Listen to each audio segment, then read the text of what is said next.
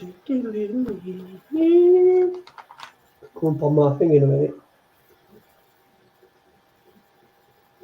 It says we've got 30 people waiting, man. Goody.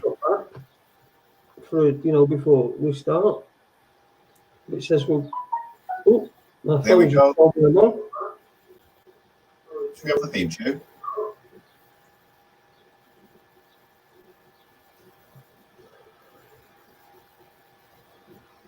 Oh, Raconteurs.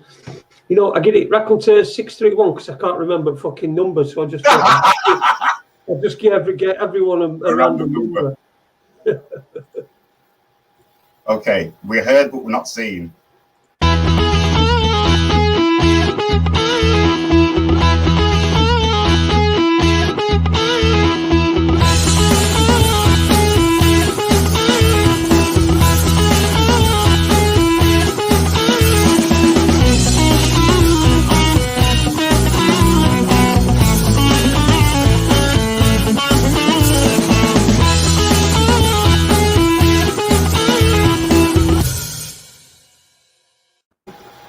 And good evening. Welcome to Raconteurs News on this Monday. It's the 8th of June 2020.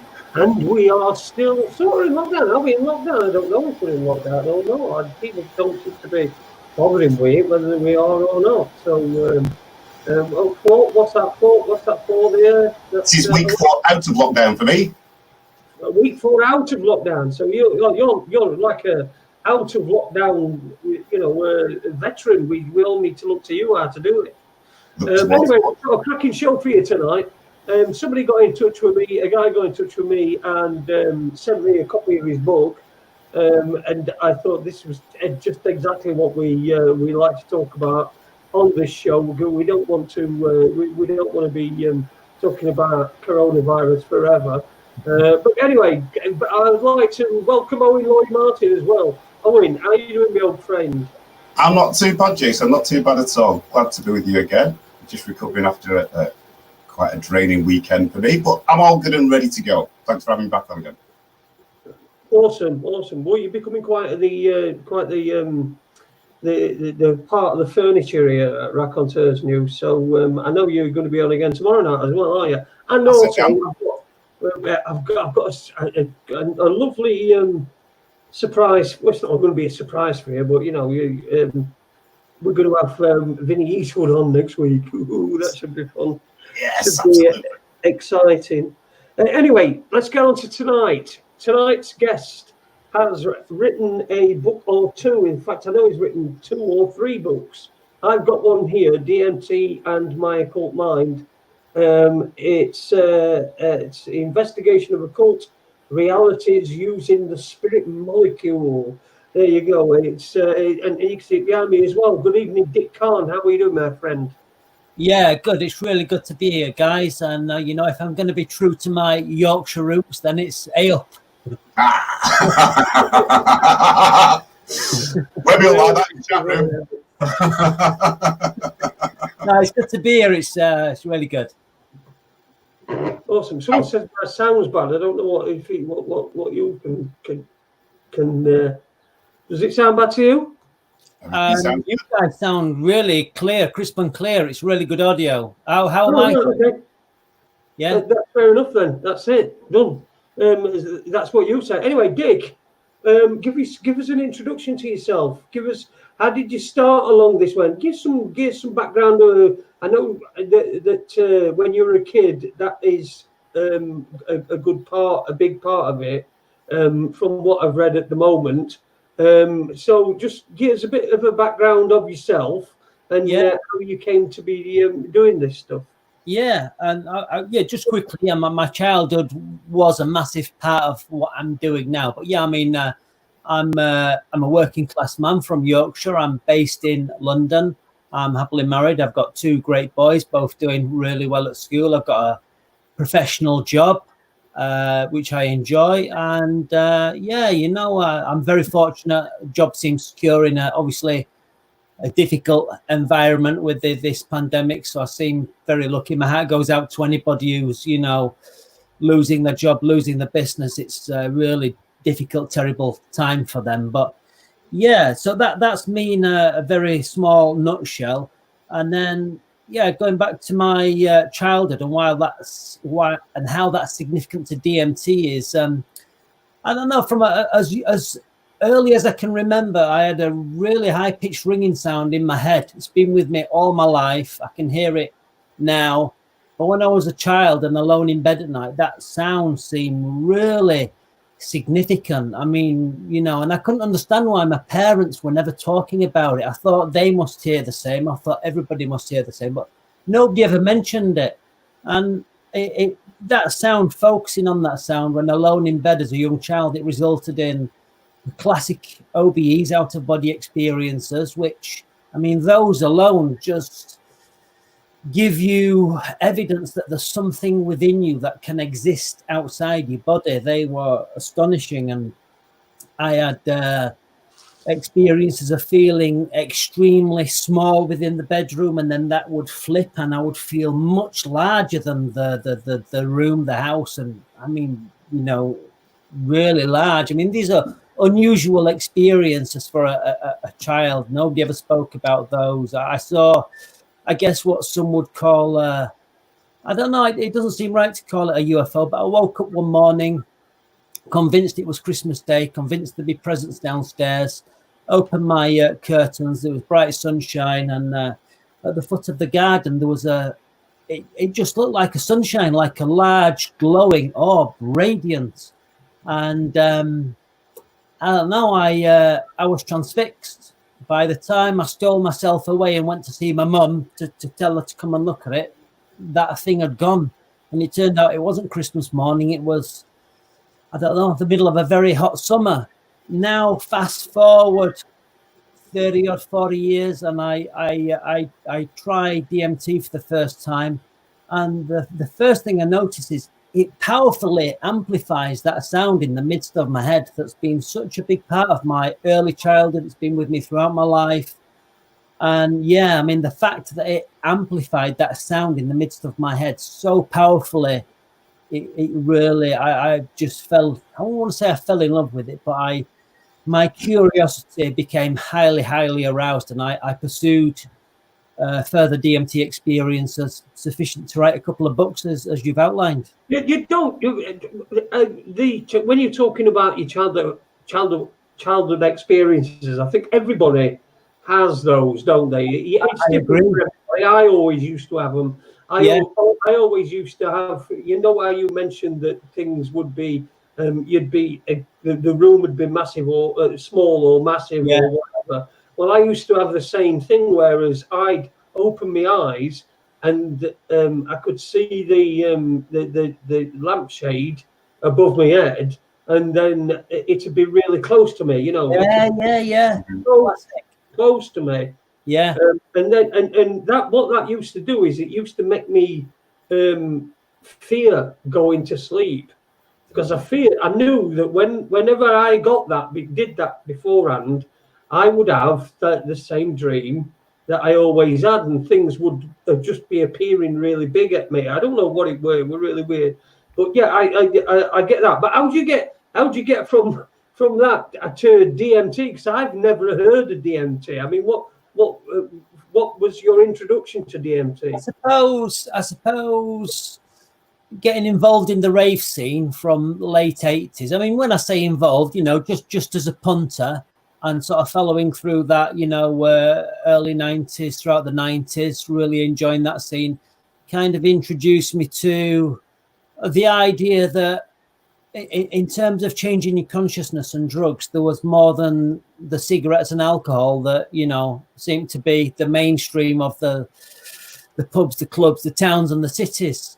So, fast forward to being a married man, a couple of children. I'd given up smoking weed, and I was investigating research chemicals which you could legally buy online before the Psychoactive Substances Act 2014, I think it is. And I was messing about with analogues of MDA or MDMA. They were really powerful. I was having some really good times and staying up throughout the night, being awake the next day, but I just chanced across a documentary on YouTube called The Spirit Molecule by Rick Strassman, and I watched that and I was blown away. I mean, just give me goosebumps, and I knew that was something that I simply had to try. That was for me. And just for the sake of the viewers that are watching in tonight, obviously, it's you're not very sunburnt, and you're not shading your eyes from the sun. There's obviously a very good reason behind that. Yeah, I mean, this is it's a UK. I mean, Facebook, so it's a global audience. But DMT is a class A drug, so it's up there with heroin, cocaine, crack cocaine, all the big boys. So I don't want to say I'm chancing my arm, but I've wrote a couple of books, having pursued a substance that is not just illegal but highly illegal. It's not class B or class C, it's class A. So and I've got a great family, I've got a good job, and then want to protect. You want to maintain your privacy, don't you? That's what you want to do. Just remain incognito, but obviously viewers seem a face to some extent. I think it's probably a better audience experience, and I enjoy it as well. It's more engaging. It's well, especially when you're wearing a deerstalker and I'm called Holmes.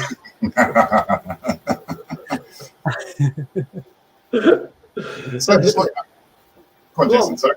No, Owen, you were going to assessment goal. So yeah, I mean, like you said, you'd come across the spirit molecule, but I mean, was that purely like myself? I mean, I remember the rave days and all the rest of it, and yes, I did experiment in those days as well. I have had the opportunity of trying DMT and did try it, but one of the things that I felt, if you go back to the days of LSD and acid and everything else, one of the main things when I was taking it, I made sure that I was with a good set of people. Because you can obviously be with bad people and have a really bad trip. So my question on that side is DMT, is there an association between LSD and DMT as far as the journey? And in that they're both psychedelics, there's that shared commonality.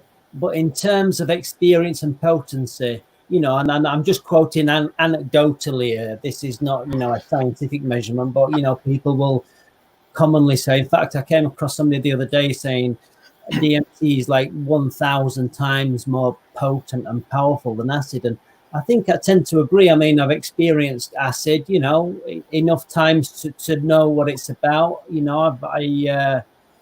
Same as yourself, I experienced it many times with a good crowd back in my youth. I experienced it last year after a break of some 15, 20 years, and I had some really clean, powerful acid. And it's like a full-on 8 hours. But yeah, I mean, it's DMT is a whole new level, whole new ballpark. It's just different league. So when you were doing it, and you were, like Owen said, he needed good people around him. Did you have people around you, or did you generally tend to do it on your own? When you started writing down your experiences. So I've done it on my own. I mean, first time I tried it, and I didn't really know what I was doing. I'd managed to extract a few milligram. I didn't really know how to smoke it. By the time I got the first one pull, my wife was watching me in this room, and I was just blown away by its potency. I mean, even from one toke, that sound in my head, the potency of it, the room became super crystal clear. The dimpled ceiling was radiant with spectral lights, and it's daytime. And my wife said, "Right, you've tried it now, leave it alone." I was like, "No way, this is amazing." And then after that, I pursued it on my own. There's been a couple of times where I've had what I'd call a sub-breakthrough dose, a low dose, and I've sat with my wife and said, "Can't you see this stuff?" And she can't see it, of course, because she's not she's not using the substance. But no, on my own. So there's a question from Uni Black Sister, and he's actually saying, what is DMT? So DMT is a chemical substance that's found throughout nature. It's throughout the plant kingdom, the animal kingdom. It's in trace amounts within human beings. They are trying to work out what cause it serves. I suspect it to some extent mediates consciousness, and they're trying to work out where in the body it's produced. It's been found in the pineal gland of rats. It's more difficult to prove that existence in humans because, it's ethically, you can't be opening the skull of a living human. It's been found, I believe, in the lungs of rabbits. But yeah, I mean, it's got quite a few scientists really excited because it's such a mysterious molecule, and it's fair to say that nature's drenched with DMT. Some of those plants contain a higher percentage than other plants, such as certain root barks, and it's from those root barks that a usable quantity of DMT can be extracted following a simple chemical process. Yeah, I mean, it's like you're saying, it's plant-based once again. I mean, if you look at that, I mean, the question I was going to ask is so you're saying that scientists are excited about it. Are there any studies out at the moment? There's lots of studies. I mean, don't ask me to quote any because some of the titles of those academic studies are a right mouthful. But yeah, it seems there's, more and more papers coming out all the time. Not all of them interest me because obviously with that science, you can measure brain waves, you can measure certain things, but what they can't do is they can't describe the experience. They can't give an opinion as to what the experience is, and that's what I'm doing. I'm investigating it in terms of a practical experience and then trying to analyze those experiences and give some idea as to what's actually happening, and that's what's in my books. Give some examples of your experiences. Do they differ or are they similar every time? No, it's a good question. So over 3 years, I did it about 600 times, which is, I say it's quite a lot. Other people have said, no, they've done more. I'm not into like that machismo thing. I've done more than you. I was investigating. That's what I was doing. So the experience has changed over time and led me to believe that there's a sort of progressive initiatory character to them. So experiences that I had midway in the latter half of my research program, if they'd been among my first, I would never have gone back to DMT because some of them have been really challenging experiences. But to begin with, I mean, no, I was laughing. I mean, I've had ecstasy at raves. I know what good ecstasy is like, but I tell you what, the proper ecstasy that I've experienced on DMT, I'm talking about ecstatic laughter. That's a different league again. It's like nothing else. I genuinely didn't think that any human being would be able to laugh like that. And it's absolutely medicinal. You come out of that experience and you feel rejuvenated, renewed. But I mean, by and large, a DMT experience is a highly visual experience. It looks like you've gone to another world, another realm, and that place looks far more real than this reality. And as I say, my interest was investigating what that place is or what's happening and why it looks more real than reality. But by and large, it's an experience that takes amazement and astonishment to a level that you previously couldn't imagine. It's, you're seeing things that you couldn't previously imagine, and I've been in experiences where I'll give you an example. So I'm in the landing through there and I take 3 hits of DMT and I lay back and all of a sudden it looks like I'm somewhere else. And there's this fella there. He looks like he's a circus master. He looks like the Monopoly guy, with the top hat and the rotund face. Yeah. And he's showing me something. And I can't tell you what it is because it was just impossible. But it was amazing.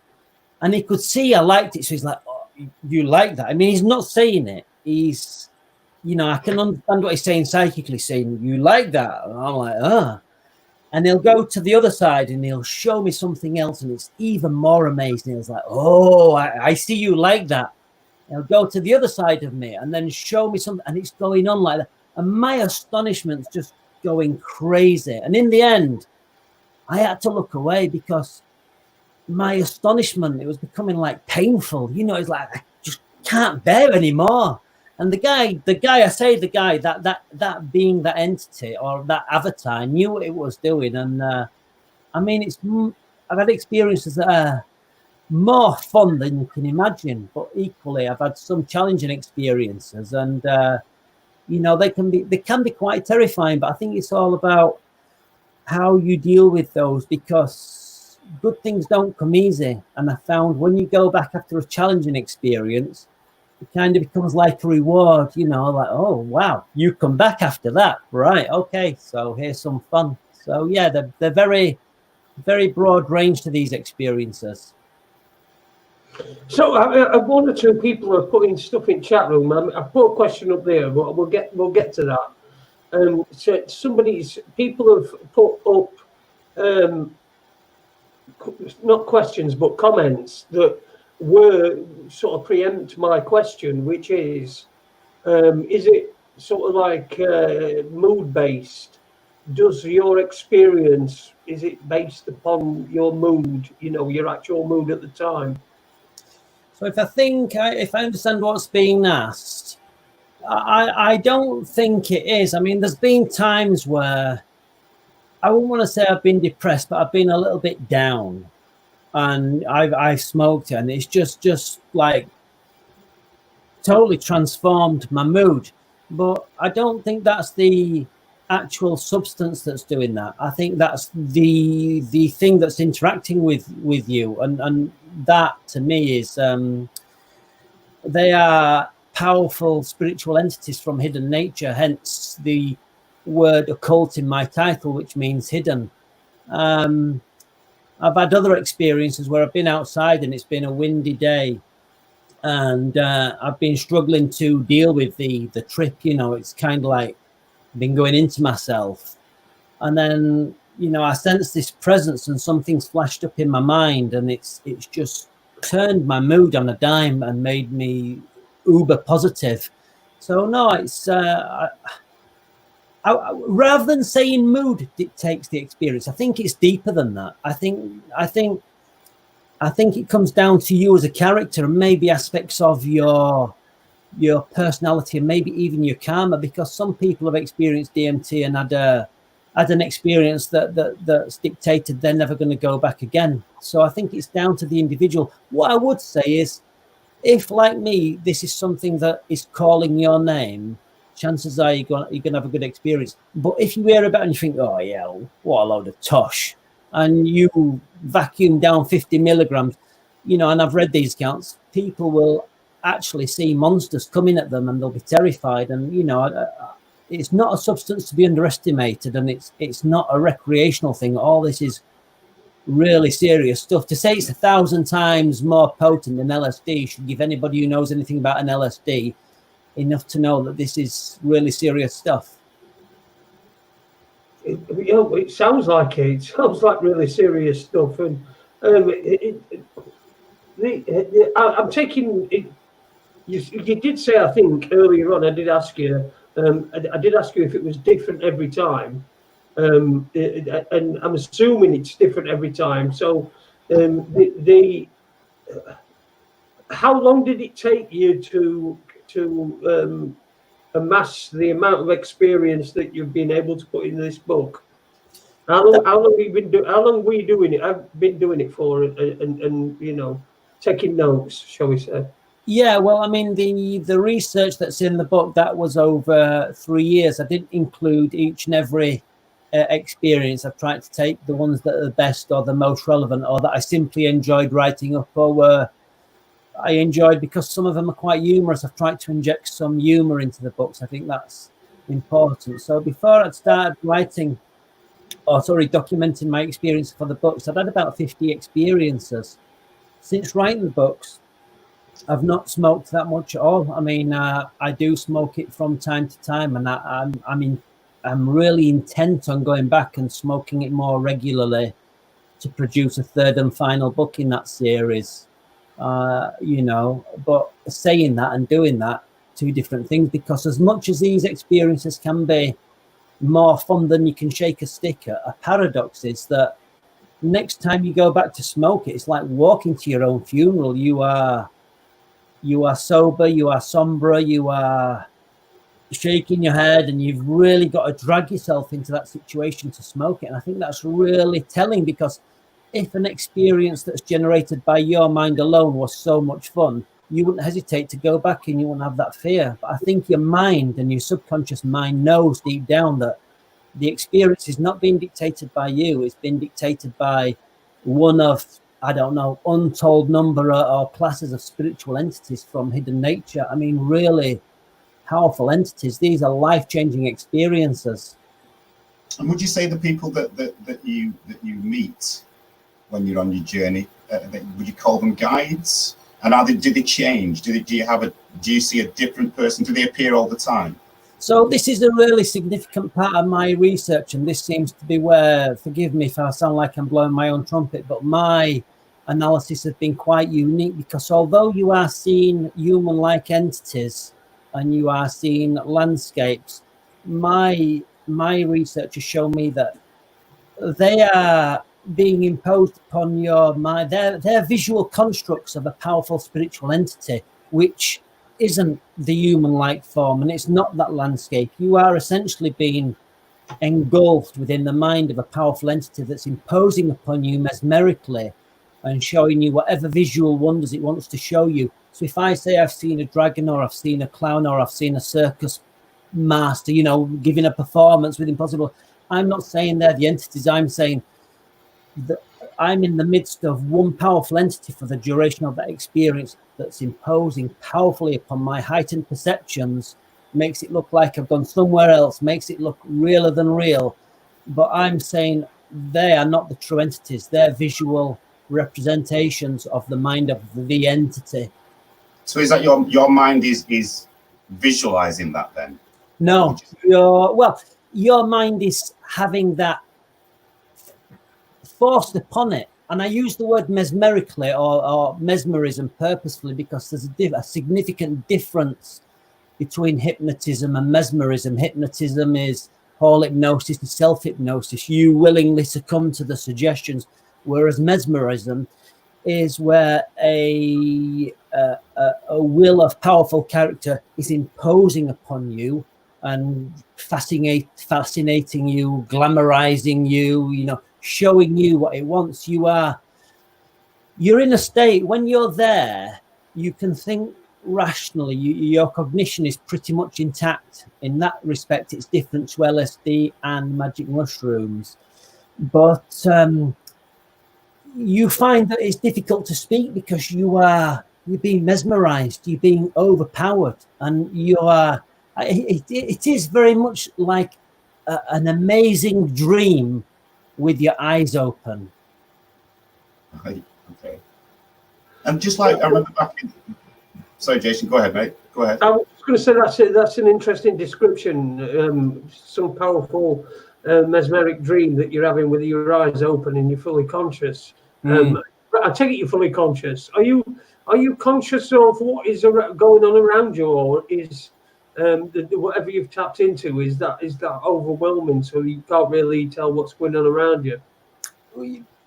By and large, you're able to think rationally, and you're sensible. I mean, I've been in experiences, and I felt like, I felt as sober as I am now, and by and large, that's the state. But what gets you is what you're seeing. It's so astonishing. It's like nothing else that you've ever seen or could imagine ever, and yet you're seeing it, you're watching it. It's entertaining you beyond anything you've ever experienced before. So yeah, you are cognizant and rational minded. That said, I've had some experiences where that theory goes out of the water, and I've had experiences outside where I've reached such heightened levels of bliss that I felt absolutely aloof from the rest of humanity, and felt like the creator of the universe is there with me, and it and I are one. And it's in that in those states, you're very far from cognizant or rational minded. Your ego has diminished to, I don't know, a point, a singularity. And yeah, it's a, I've experienced bliss beyond, I don't know, I just can't, it's just beyond words sometimes. You look to have that smile that you have when I know when you're reminiscing about back in the day when you used to drop. Yeah. You've got that smile on your face. I recognise that then. But another thing that I meant to ask though, like with the ecstasy and the acid and all the rest of it, the thing that I didn't like about it, which I'm sure a lot of people will agree, is the day after and the come down. What's it like? Is it any different to, or is it completely different from, say acid?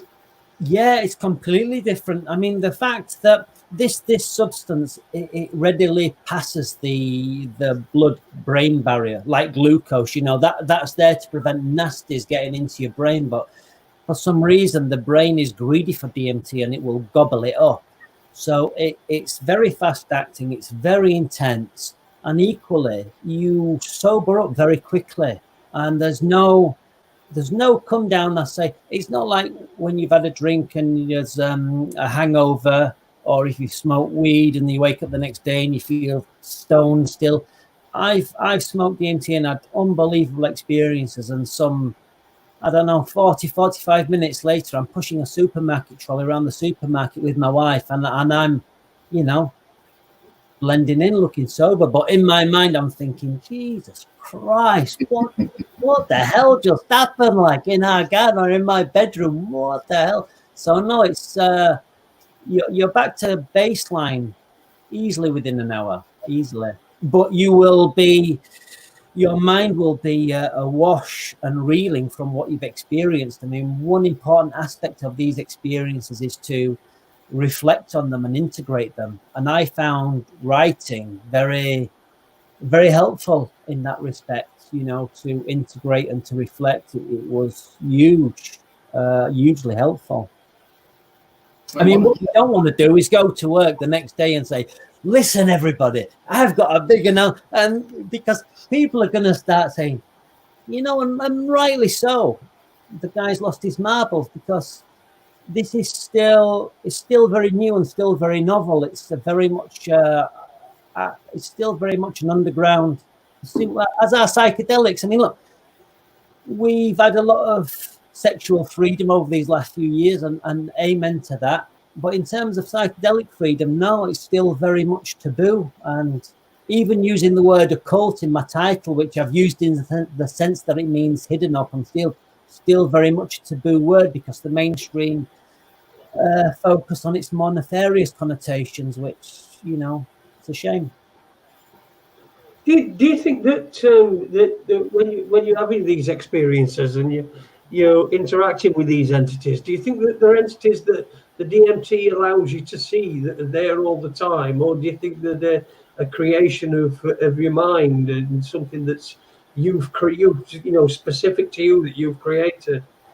No, I think they're there all the time, and the reason I say that, and this is a debate I've had with a lot of other DMT users who share your view, Jason, and say it's, you know, these entities, these experiences are all created from your mind, from the inebriation of the DMT. But when I took my research outside, I've smoked it and I've seen what ufologists would call black orb UFOs. And I mean, I've seen those, you know, enough times to know that, you know, if I smoke a dose that's not going to have the entity impose upon me, but it amplifies my mind sufficiently that it catches the attention of something in that hidden realm, then yeah, I've seen black orb UFOs, I've seen earth lights, but more importantly, I've seen those entities that impose those visions within close proximity to me, and I would describe those beings as very large,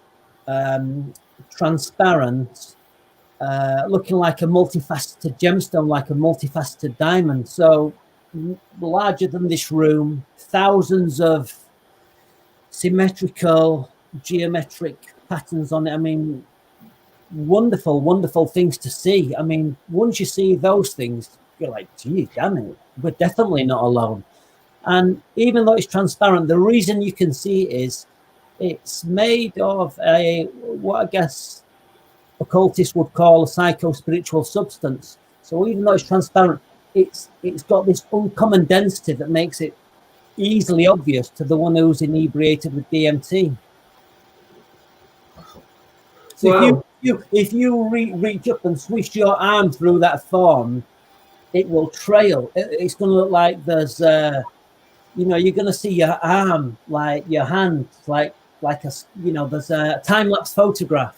Wow. And that's because of the uncommon density of that substance. So if you have a fire and the smoke and the wind blows, that smoke will go with the wind. But I've smoked outside and seen my own mind stuff filling the local sky. And then I've seen this entity manifest in my presence in a windy day. And those things don't succumb to the wind at all. Did Super Leaders put a question in the chat room? He says, do you listen to music on it? So a lot of people do. And I like music. I mean, I grew up, sort of got involved with the rave scene, and I love techno, and I still think the Beatles are the best band in the world. I don't listen to music on it, and the reason I don't listen to music on it is I'm really transfixed with that, the audibility of my own inner psycho-spiritual self in response to the DMT, which amplifies. But then when the entity arrives and manifests in the setting, it just takes that audible and perceptible sound to a whole other level. And I'm really interested in that, in the intensity of it and the frequency of it. I think you have a very brief initial sense of what's about to unfold, but I mean, it's all within seconds. The stuff is so fast acting, it's like 3 hits. You can be in that experience instantaneously, or it can be 3 hits and you lay back. The room's awash. It looks like you're underwater. It's uniformly turbulent, and then the entity arrives, the mind, and it imposes its own power. And I really like focusing and listening on that. But a lot of people do listen to music, but not me. Good enough answer. Sorry? I just said good enough answer. Listen, if I'm okay. And everything, it's because I fell out of my wheelchair a couple of times this weekend due to raspberry vodka. A really, really, really painful coccyx. And I keep moving, and as you know, because I can't walk, I'm sitting down all the time, so I'm on it. So I just keep I'm moving about and trying to. Oh. I thought you had piles, Jason. Another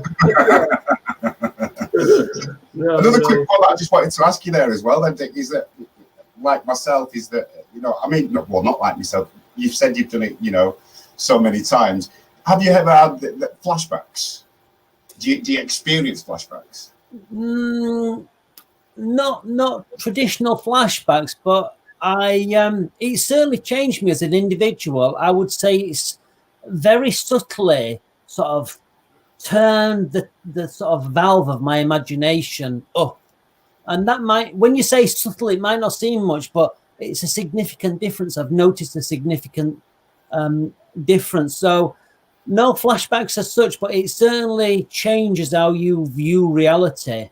And there are certain things that I can look at that really strongly remind me of that state, whether it's art or just some configuration of I don't know, even something as mundane as bath taps and the overflow thing. When you're in the bath, it can just like, it can sort of, not as a flashback, but it can sort of like put you in mind of those states. But, I believe that, I can't remember the medical term for it, but I believe there is something where some people have said, that they do have flashbacks. I don't know if it's with DMT or just with acid. I know acid does come with that reputation, but no, I've not yet anyway. But I mean, these experiences are such that, not just because I've wrote a couple of books, but I think if I'd not wrote those books, but still pursued my research, I'd think about DMT every day, and I do. It's I don't want to say I'm obsessed by it, but those experiences, they're life-changing, and it becomes such a huge part of your life. Somebody recently called the experience like ontological shock. It does. It really shakes you to your boots and makes you question what's the reality of my mind and what's the reality of nature, and then hidden nature. It starts to beg those questions profoundly. Hidden nature, that's an interesting thing, because it's perhaps something that people haven't thought about before. I know people have talked about other entities like human entities, and where they talk about ghosts and things like that and what have you. But to have a hidden nature, that's perhaps something that not very many people have thought about. But it seems that from what you're saying is that there's very much a lot of nature that's hidden from us. Yeah, I think it's all. I think they all overlap. I think there's a vast spectrum of unseen beings, and whether it's ghosts or even the angels and demons of religion, or even ufology. Great authors and researchers like Jacques Vallée, they've proposed an esoteric paranormal interpretation for UFOs and flying saucer mystery, and personally I think that's valid. I don't think these are nuts and bolts crafts coming from other galaxies or other planets. I think these I think it's, as Jacques Vallée stated, it's like a spiritual control system.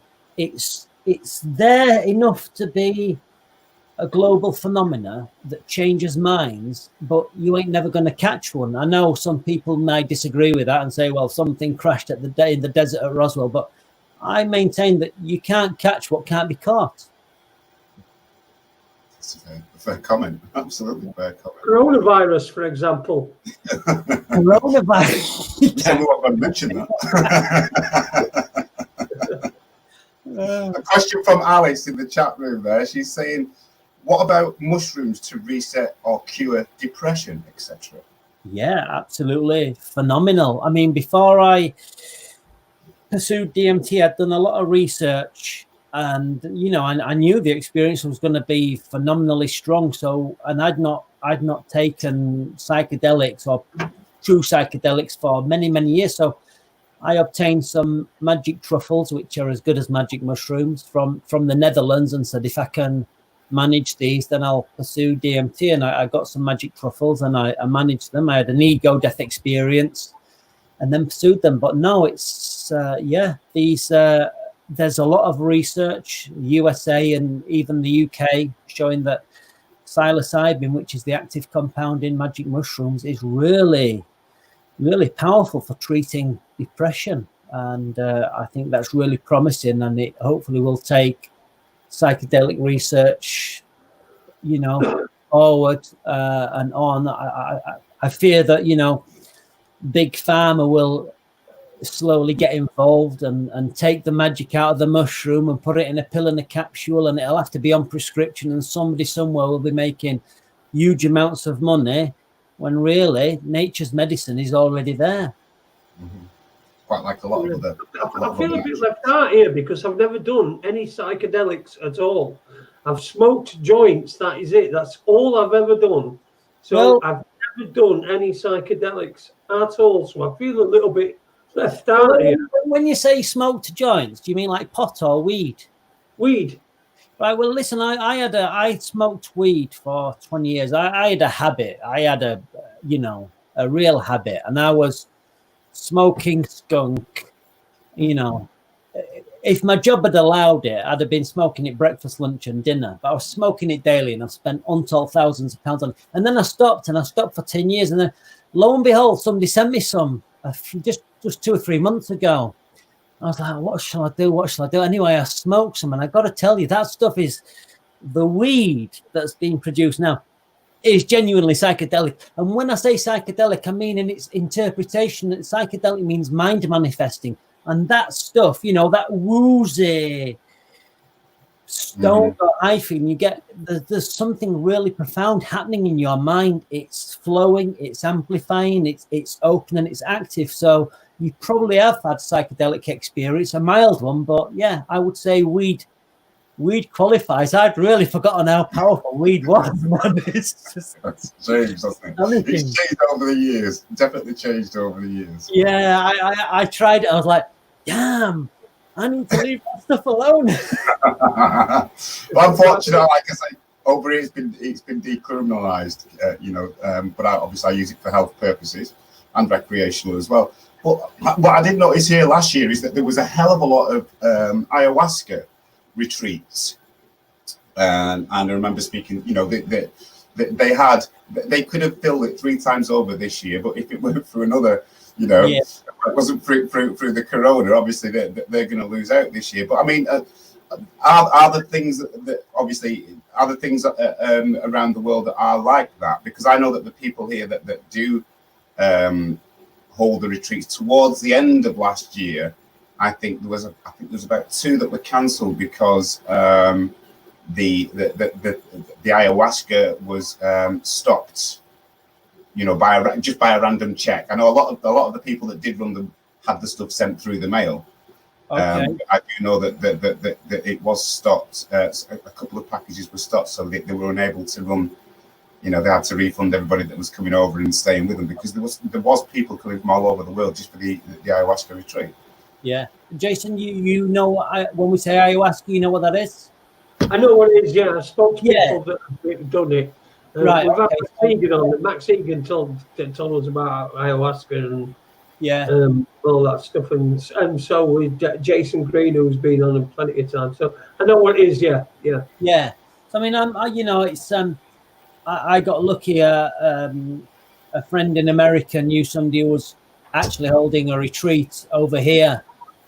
We've been a couple of years, and I've tried the medicine several times, and in that sort of traditional shamanic setting, with that traditional Icaros music and instruments, and that is just a really beautiful experience. I mean, I think the last time I tried it, I came out and I was like, we've been in a big tent, a yurt, and I came out and I genuinely felt, I thought, like, this country is covered in pubs and clubs with people drinking beer, but we need this country covered in tents and yurts serving ayahuasca. It's such, I mean, it's like, I'm not against alcohol. I stopped drinking when I started with DMT, but really, I mean, it doesn't really promote questioning the nature of reality, and it's a very different.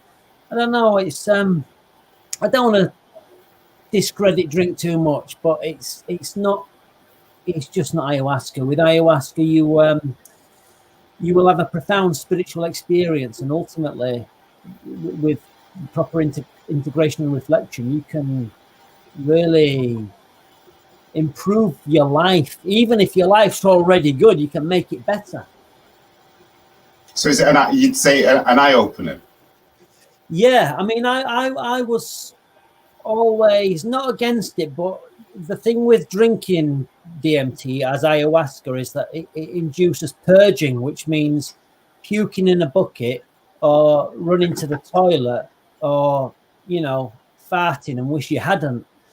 And I was always kind of put off by that, but ultimately my friend talked me into it and I did it. And yeah, you purge, you might puke, you might want to go to the toilet, but that's nothing compared to the experience. The experience is just phenomenal. I mean, I don't know. I've had some fucking pretty good poos, I'll tell you.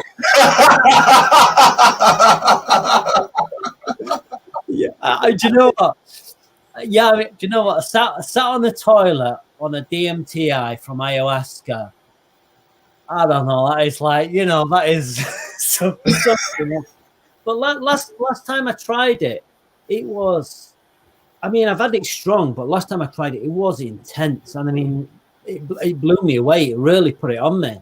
And in a very subtle way, it invited me to see my own soul. It didn't say, look, there you go. It did it so subtly and even humorously through visual representations. Look, do you want to see your own soul? And ultimately I said, all right, let's do it. And I saw you know, it wasn't pretty. I saw a lot of faults in me and my life, and ended up bawling my eyes out, crying my eyes out in a tent with about, I don't know, must have been about 30, 40, maybe 50 people there. But you just don't care, and they don't care, because everybody's having a similarly intense or life-changing experience. Wow, that's. I mean, it just all sounds incredible. I'm just one of them. I'm afraid. You know what I mean? I'm one of the sort of people. The fucking dog. I've always. I'm 50 years old, right? I was a DJ throughout the 80s and 90s. So I went to all sorts of places. I were offered all sorts of stuff. I'll bet. Not fucking once did I ever take it. Not once did I ever take it. And I just sort of wish I just, when I was young and beautiful and I didn't have an heart condition and, sitting here with my one leg. And that's probably the best time I could have took it when, in my youth. But that's fair enough. It's horses for costs, and do you still smoke weed and joints, or? Yeah, still smoke weed. Yeah, it's horses for courses, I would say. I mean, it's not for everybody, and there's. I mean, I don't talk about what I do to my work colleagues because they wonder what the hell I'm talking about, and they wouldn't have any interest in it, and some of them would probably laugh me down. But it's still interesting to hear about these experiences. But yeah, it's not something that I would push onto anybody at all. I think it's one of those things, if it really pricks your ears up and you think, I got to try that, then yeah. Are your books still available? Huh? Are your books still available? Yeah, so I self-published. I didn't dare produce a publisher, and I know in the publishing world it's really hard to get a publisher to publish any of your work. So I self-published. I know I can write because my job entails writing to a wide range of individuals. So self-published. They're available through Amazon, and or you can buy directly from me. I'm on social media: Twitter, Instagram, Facebook. And I know I'm writing in a niche market, so I'm not expecting to win any literary prizes or be an international bestseller. It's very much a niche subject I'm writing. Sorry. But it's available Kindle and book. That's good. I believe, I was looking on Amazon earlier on. So would you this is a question from Leo in Taylor. Good evening, Lee. Hope everything's well with you. Have you also experienced chaga, kambu, or salvia? So changa, I'm a big fan of changa. So changa is DMT that's infused onto leaves and can include an MAOI, which is a monoamine oxidase inhibitor, which is supposed to lengthen the experience. I'm a big fan because it's a little bit gentler in its onset. I mean, it's still DMT, I mean, when a little bit gentler, it's just a little bit gentler rather than like you're there. It's like, okay, here we go. Now I'm there. So yeah, I'm a big fan of that. Cambo, no, I've not tried Cambo. I keep meaning to purchase some and intent to try it myself. But now Salvia, that's something else that I'm a real big fan of. Salvia. And could you explain what that is?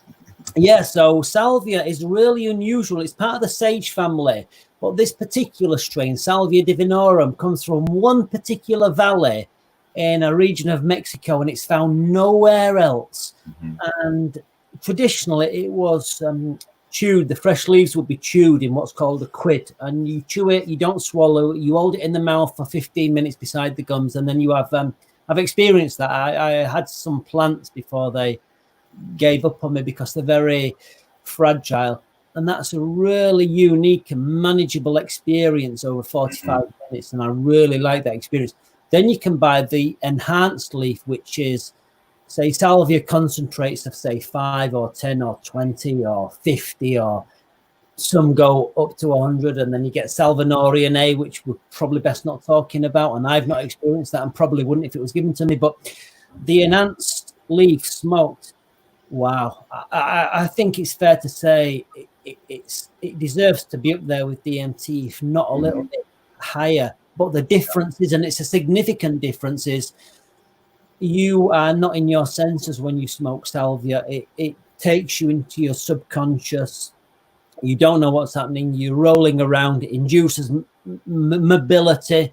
So, I mean, last time I tried that, I was in the garden and my wife was watching me, and I smoked it, and I'm rolling around the garden. And I don't know, my wife started saying something, and I was saying to her, "I'll chop your fucking head off. I'll chop your fucking head." No, it was hilarious. I promise you, that sounds awful, but it was hilarious. She was laughing. I was threatening to chop her head off.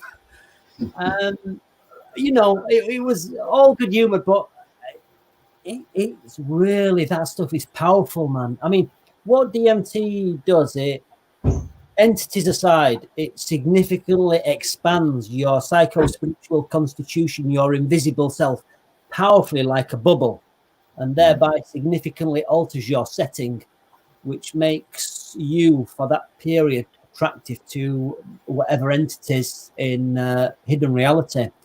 Whereas salvia does it very, very differently. It swirls. It's a very quasi-physical feeling, but it will unleash that psycho-spiritual aspect of yourself like a titanic force, like a tidal wave, like a tsunami. I mean, I've seen it in my garden, a wave of my own psycho-spiritual slowly washing over the garden at some 20 foot above me. And I'm like, damn, you know, it's unbelievable what's not just hidden within nature, but hidden within ourselves. Yeah. You know, when you see that, yeah, it's like, wow. I grew my own Divinorum, 2014-15. Yeah. Me and my ex-wife walked up. There was a stone circle near where I lived in Bolton. Yeah. And we walked up on solstice day to watch the sunrise. And I felt the energy of the sun. Yeah, I can believe it. I felt the energy of the sun. And it was, as you say, 45 minutes, 50 minutes. But for that time, when we were walking up the hill to the circle, we didn't feel as though we walked there. Yeah. You know, and when we got there and the sun started to rise, it was, I can't explain it other than uplifting. Yeah. And you know, something I've never ever experienced since then, because obviously I haven't had the Divinorum. But yeah, I've had that. And yeah, and somebody was saying don't have it indoors because you end up wrecking your house. I don't know about that, because I mean, it was. I think I was primed and ready because it was a solstice morning. Yeah. And I think uncle fuckers have done some right shit, aren't you? Shit, man,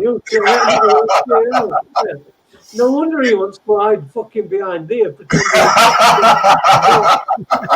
he's fucking Mark Steele. Fucking hell, fire. Jesus, I end up at a party with you two fuckers. That's it, innit?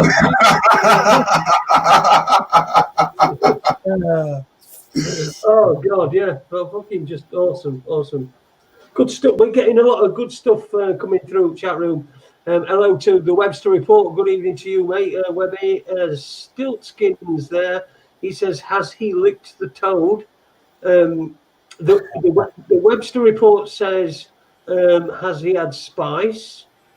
And someone, Mushroom Management, says spice and special brew, breakfast of champions. My old man, when he was alive, he used to buy special. We used to go to Leeds Market, and he'd buy some cheese and he'd buy some special brew, and we'd come home and I'd make him a cheese and onion sandwich and make one for myself, and I get a can of special brew. I was about 13 or 14.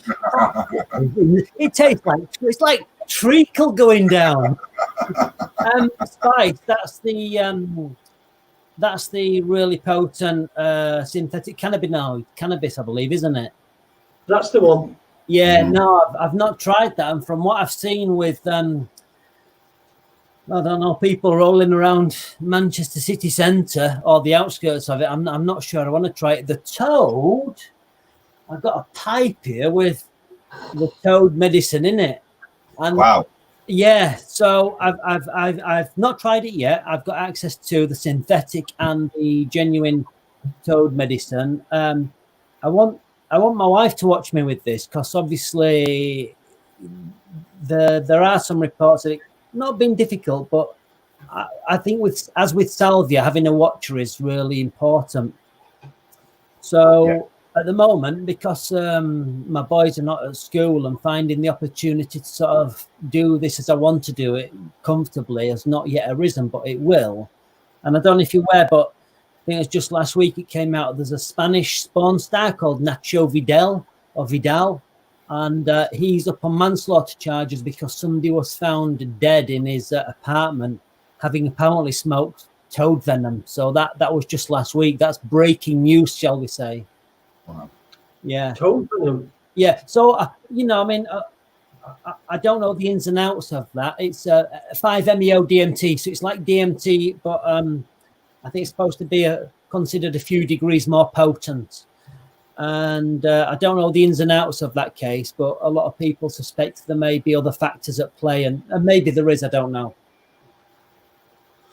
Yeah, just having a look at the comment by Wonka Vision there. It says you lose all coordination on Salvia and immediately enter a multi-dimensional space. Would you agree with that? I mean, I literally did feel I was in the place that I was at. I was at the location that I was at, but I wasn't there.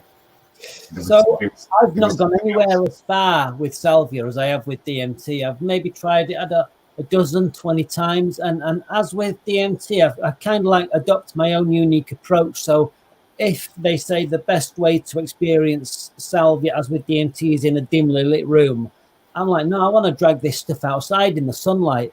And I've not gone as far with Salvia, but the time before I was threatening to chop my wife's head off, and I assure you it was a humorous occasion, a humorous experience. I'd smoked it, and I was rolling around the garden, and I got up and I raced through the door. And I was wearing my wife's pink pajamas. Don't ask why. But I was wearing my wife's pink pajamas.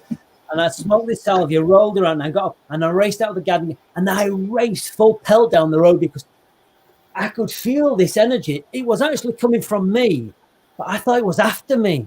And I ran as fast as I could. And by the time I stopped running, I was in front of a house that I'd got about 3 or 4 builders working on it in scaffolding. And they were all like looking at me. And I'm like,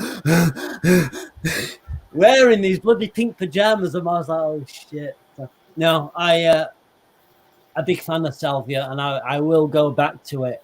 When the lockdown started and the boys were off school, we invested in a giant trampoline for my boys. It's one of those, it's a big 12-footer. It's got a safety net around it. But in the back of my mind, I was thinking, this is going to be perfect for Salvia. I thought you were going to say that. If I'm rolling around, I'm all right. I'm not going to hurt myself or anybody else. So you bought a drugs den, we'll call it, instead of. I have bought a big bouncy drugs den trampoline that my boys are using. Do you know what? It was such a good buy because we're lucky we've got a garden and we're very fortunate in that respect. But I could see, it's going to be a difficult few weeks with the lockdown. These bloody kids are doing front flips, they're doing back flips, they're doing stuff. I wish I'd had that stuff when I was their age, man. No fear. There's no fear with kids. No fear. There's no fear with kids. Yeah. The fucking death traps, them fucking trampolines, I'm telling you. They are death traps, honestly. Many a time, I used to have one. I had a big back garden, and when I was with my ex, and we had a trampoline on it, and the amount of times I was on it, stoned, and jumping about and falling. I went through it one time. It didn't really.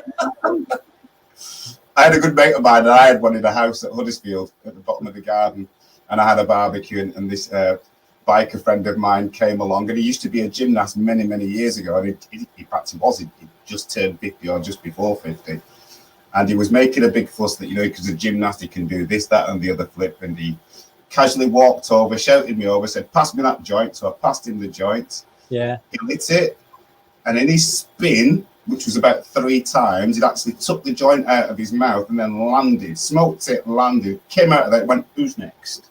No way. And we were all just stood there like that. I have it somewhere on video, somewhere way back. I've got it somewhere in video. I'll have to get that one day and just show it. because it just looks so cool. Loads of people just that is a party piece, isn't it? You pissed the two off your head, you two off your head, and it just went off straight. Did it? Got off as casual as you like.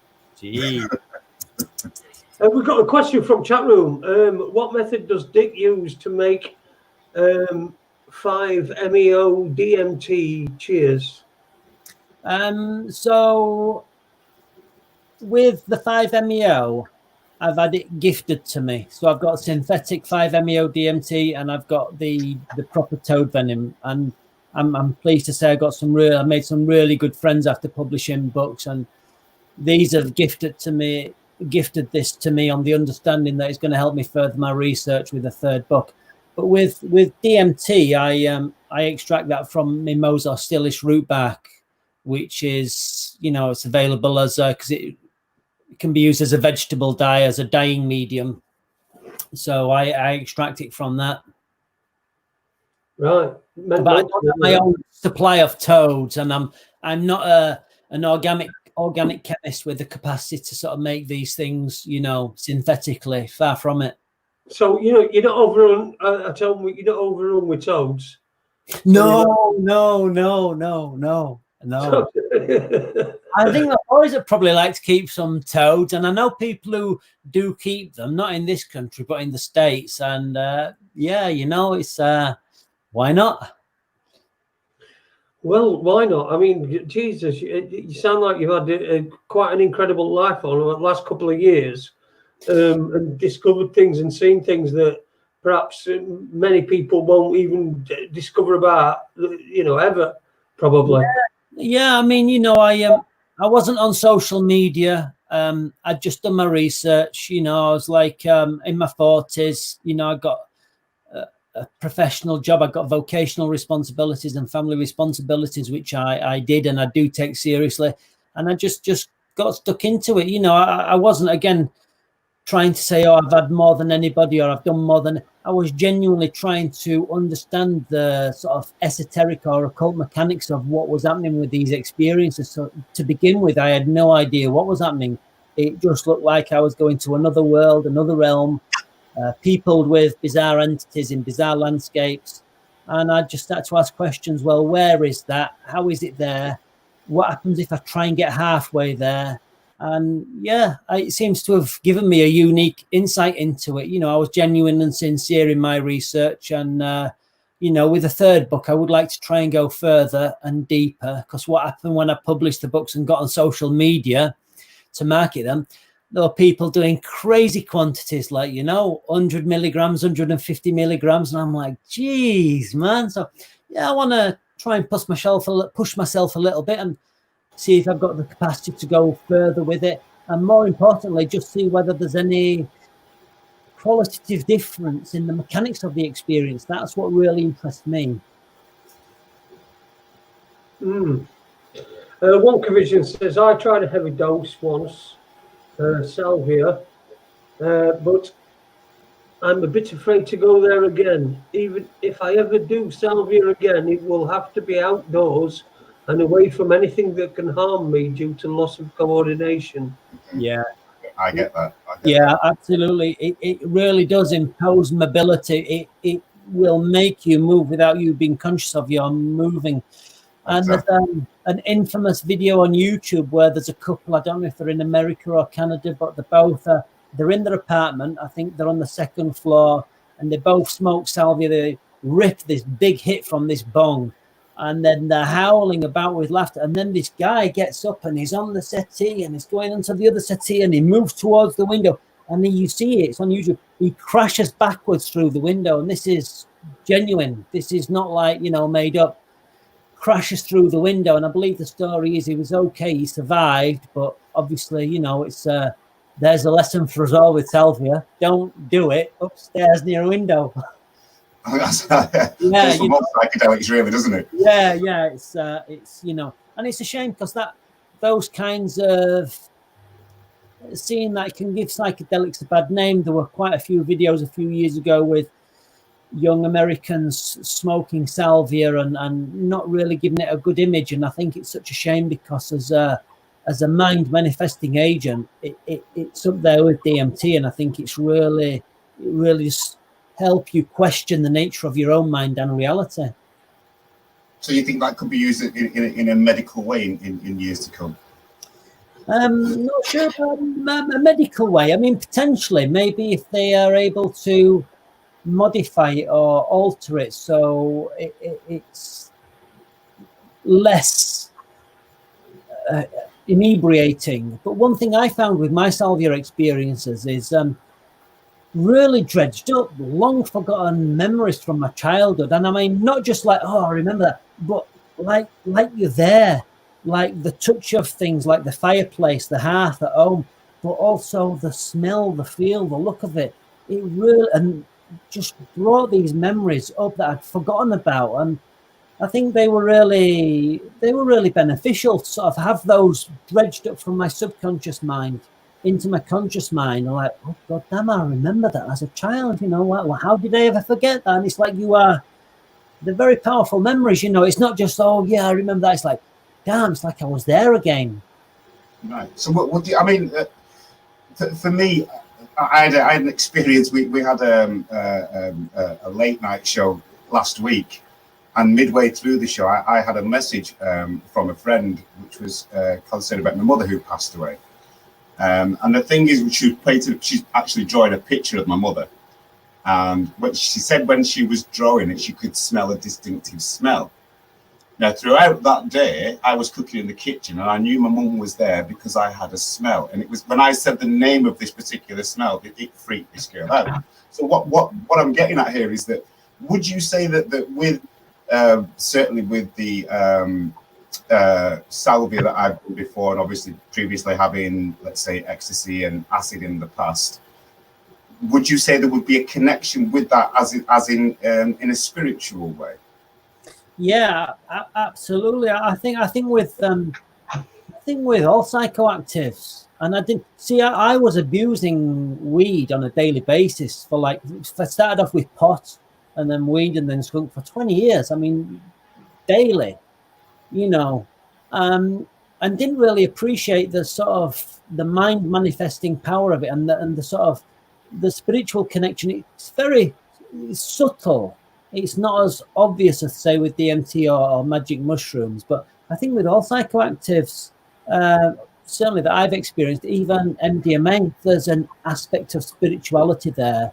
It's just, it depends on the agent, the drug, and to what degree it's going to manifest that. I mean, some are more than others. I mean, DMT and salvia really, really powerfully put you in that sort of spiritual place or mindset, or you know, invite those kinds of thinkings, whereas MDMA less so. But you know, I mean, the rave scene and being in a club with a couple of thousand people all on the same pills and the same music, it's just phenomenal. You know, I gotta say, I really do miss those nights. You know, it's camaraderie. It certainly was. You know, and you see people smile and they've got that sort of bizarre creamy whiteness and their eyes look sort of strange. And I think that's because the pills, they same as DMT, but much less so, to a smaller extent, they amplify your psycho-spiritual constitution.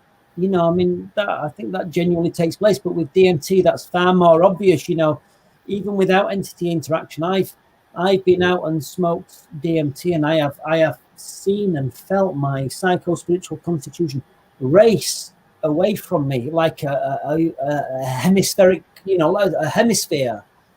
And you know, you swish your hand through it and it's crystal clean. You get that time-lapse image, and then after a few minutes it seems to collapse in on itself, and you can feel it coming back into your face. You know, it makes your skin feel really taut. This is a bizarre substance that we're just not familiar with, this psycho-spiritual substance. And I say it's uncommonly dense. And I think the examples, I mean, I've smoked it outside and laid back, and the sun's been behind me and it's been hot. And then I've smoked DMT and laid back, and I've ended up sitting up and looking at the sun because it feels like somebody's just turned the temperature up really high. And whereas it was hot moments ago, the DMT and the amplification of my psycho-spiritual constitution and its uncommon density, it's made that thermal energy seem all the more intense. And it's the same with sound. I think the Grateful Dead documented or reported that they would smoke this stuff backstage when they'd still got the coils or the amps or whatever, and they found that the sounds sounded much louder than they do otherwise. And yeah, I think it's to do with that uncommon density of that otherworldly substance, psycho-spiritual substance, which is within us and without us in a whole host of entities which populate unseen regions of everywhere around us. I mean, I know it all sounds, to some individuals, it can all sound absolutely woo, but this stuff's not. It doesn't sound woo to us, man. Honestly, it doesn't. Good. We'll take out any old shit here. Honestly, I mean, anybody. Listen, we are the woo channel. It doesn't sound woo to us at all, mate. It sounds absolutely. We've all had different experiences.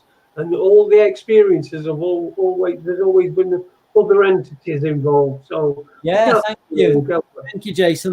That's really welcoming, and I genuinely feel that this substance is changing the hearts and minds of individuals like myself, and therefore, as it progresses, it will change the world, and ultimately, I think it will force a change upon science, because science is concerned with reproducibility and measurables. But this stuff, it's a phenomena. You can't measure it, but that doesn't mean you can't pursue a knowledge of the immeasurable. And I think if science wishes to remain true to its roots, it's going to have to say, well, look, individuals report these experiences. There'll be some scientists say, let's experience it ourselves. And then they're going to have to, they're faced with, how do we explain that? And you're not going to explain it with measurements, because this stuff it's immeasurable. I mean, it'd be great if we could, and maybe, I don't know, in years or generations, maybe there will be some form of measuring this stuff, but for now, no, you're dealing with an immeasurable.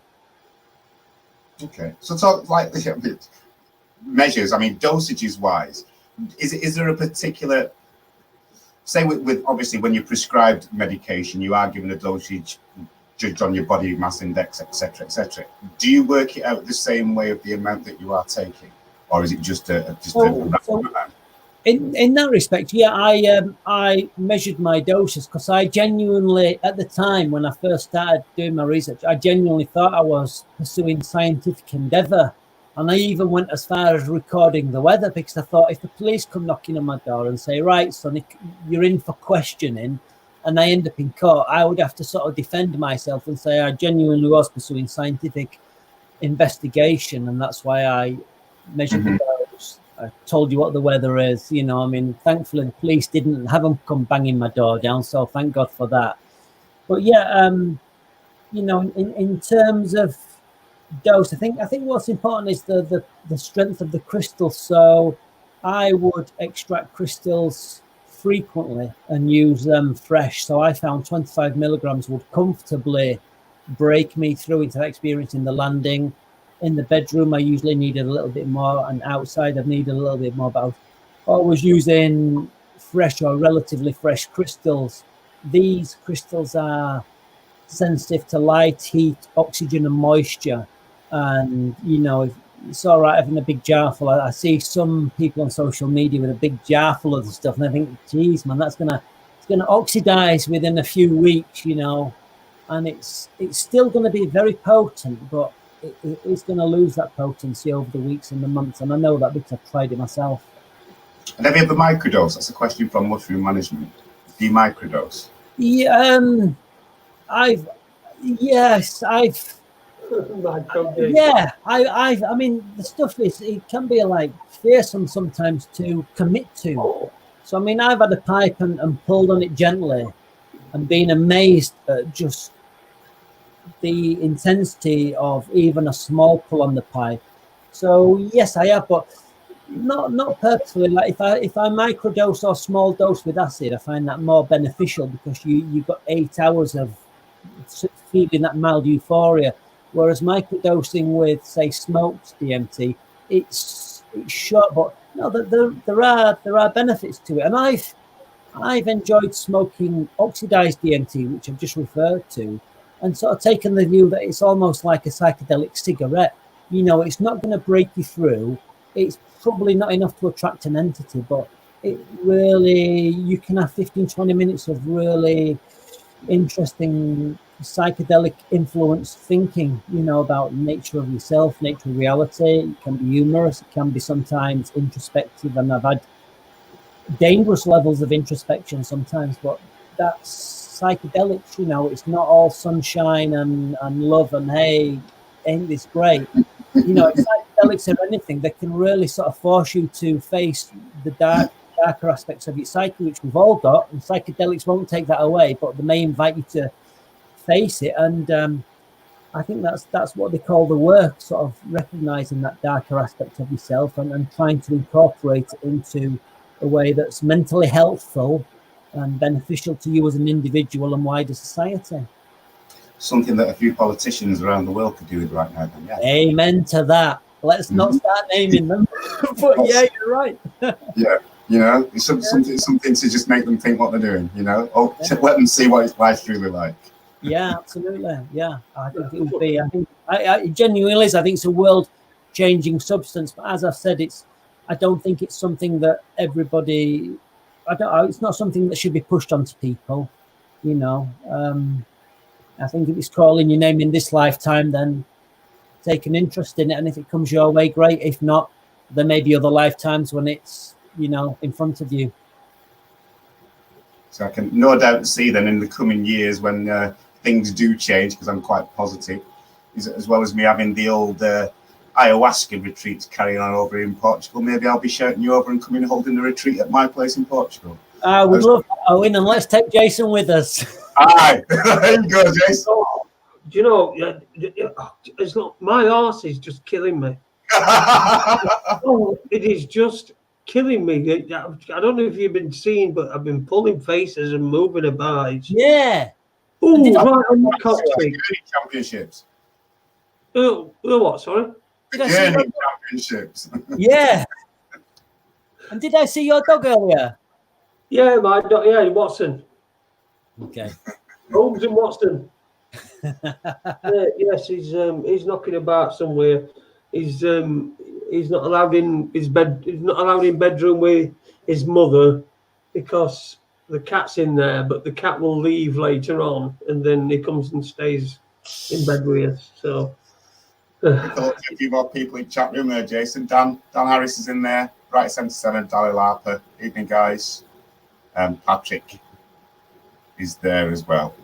Just a few guys that have entered into the chat room. And when he were getting a bit funny, weren't you, when he were talking about pulling on his pipe? Pulling on his pipe suits you, sir, Webby says. Gently pulling on his pipe.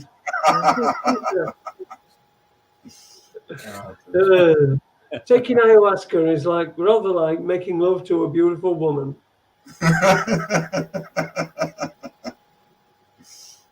I've been microdosing on cheesecake today. That's a Dalai Lapa, isn't it? Yeah, putting the pipe in the wrong end, Jace. Listen, we've got half an hour. I mean, is there you want to add anything that you want to?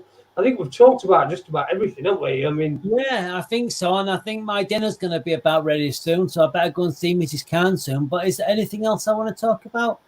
I think we've covered a lot. I'll be honest. I've really enjoyed it. I think it's been absolutely brilliant. I mean, you know, I've tried to make DMT in my cult mind light as affordable as possible. And I know it's a difficult climate for a lot of people. So UK price is £5.55. It's about 44,000 words. So it's not a big book, but I think it's good value at £5.55. DMT and My Cult Mind 2, which is behind you, I think that's £17 or £18. That's it's a bigger book, and it's got a lot more commentary and analysis. And I think it's, you know, if people enjoy the first book, I think they'd really enjoy the second book. I've been lazy marketing it. I don't know why, I just not got around to it. I mean, I've got a full-time job and I'm a full-time family man, so I really ought to sort of push it as much as I can. And any support I can get from anybody who likes what I'm doing or thinks I'm genuine would be much appreciated, because I'm self-published. don't have any marketing agency working for me. I don't have a publisher promoting on my behalf. I'm just it's just a one-man band, and I've invited the help of these DMT entities, and I believe in some hidden way they are assisting me, and fingers crossed. I definitely will be. I'll definitely be passing on the information to a lot of people that have the retreats, in particular the people that hold the ayahuasca retreats. I'll be certainly passing your information on to them, because I'm sure they'll be interested in having the books, around when people come to visit them. So I'll talk to you later off air, and we'll try and sort something out with that. I'll tell you something that did happen a few weeks ago, which really took me by surprise. So the DMT and my Occult Mind Light, that's a revised version of the original. The original was a really, really big book, and I thought it was too big and too wordy, so I retired it. I removed it from sale, and it's no longer available. And then somebody in America said, did you know that your book's for sale on Amazon at $416? And I was like, nah, you must mean like $41.60. And they're like, no, and they sent me a screenshot, and lo and behold, there was a private auction of my book, and it ended up selling for $816. And I really wish I'd stocked up on copies, but I didn't. I said to my wife, look, let me buy 20 copies, because you never know. And she's like, how much is it? I said, it's going to be this. She's like, nah.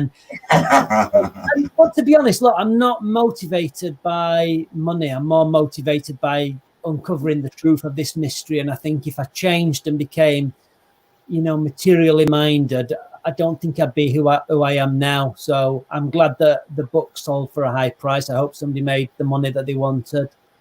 And I just thought it kind of like inspired me to make me think, well, somebody must think I'm on the right track. So but I want to say it's not about me. It's on my social media, you'll very rarely find my face there.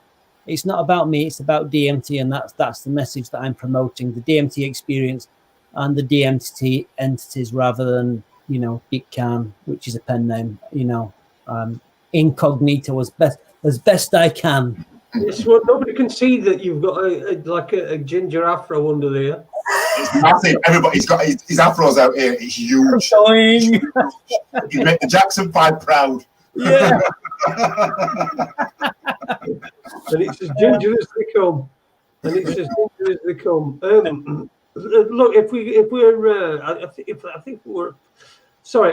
we're about done, I'm incredibly uncomfortable with my arse. And I'd like to go and perhaps recline on my recliner downstairs. But it's been superb having you on, Dick. It's I look forward to reading the rest of the book. I really do.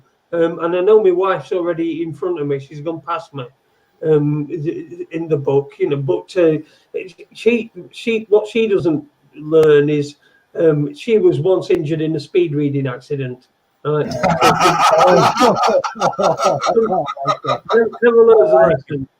a lesson. But I'll definitely get it. And if there's any time you want to come on again, and any time you want to talk about anything different or the same thing again, if you come across anything that you think might interest us, you're always welcome. Open door policy. I really appreciate that. And Jason, knowing I knew I was going to enjoy it, because I love the opportunity to talk about DMT and DMT entities, but I've enjoyed it far, far more than I thought I would, and I knew I'd enjoy it. But if I can say thanks to any of your audience, your listeners as well, I hope you've enjoyed it. Thanks very much, for listening in.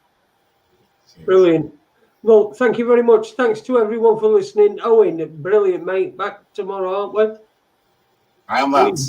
We've got the guys from Unite Planet. They're going to be joining us tomorrow night. So don't miss out on that, whatever you do. Thanks to Dick Khan. Thanks to Owen, Lloyd, Martin. Thanks to everyone for listening. This has been Raconteurs News, and it's not going to be any more after this. Bye, guys.